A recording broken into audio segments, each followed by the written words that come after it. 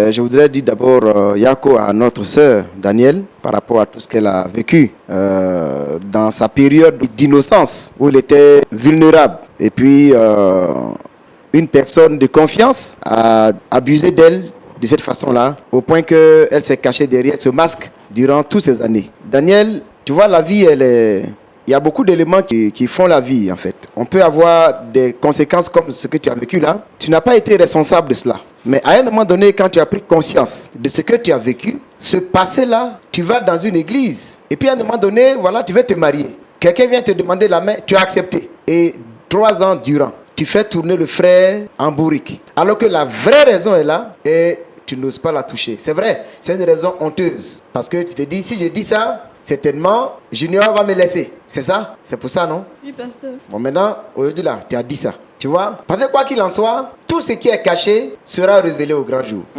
Et quand ça se révèle au grand jour, au mauvais moment, tu vois que souvent, ça entraîne des décisions un peu bizarres. Et c'est pourquoi je voudrais que tous ceux et celles qui nous écoutent, tous ceux qui sont en cheminement vers le mariage, vous voyez, le mariage, c'est un lien de confiance, un lien de transparence. Quand les fondements ne sont pas de bons fondements, si les fondements ne sont pas des fondements de confiance, de transparence, devant, ça ne peut pas marcher. Parce qu'une personne que tu veux prendre comme ton mari, je pense qu'à un moment donné, il y a des choses qu'on ne doit plus cacher. Il faut dire les choses telles quelles. S'il veut, il continue avec toi.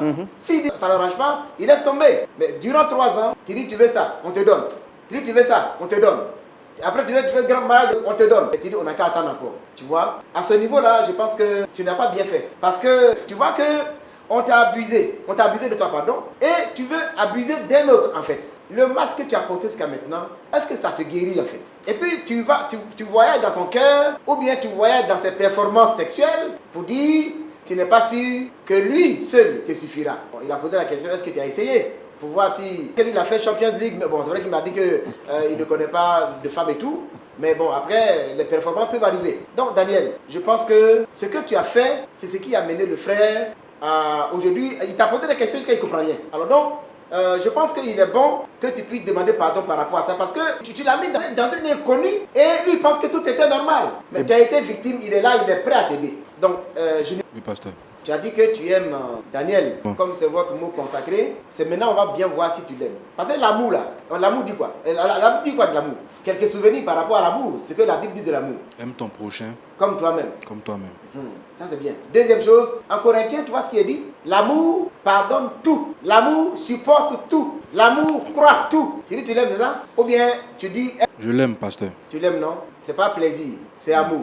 C'est le vrai Et amour. voilà ce que la Bible dit de l'amour. Donc, qu'est-ce que tu fais de Daniel?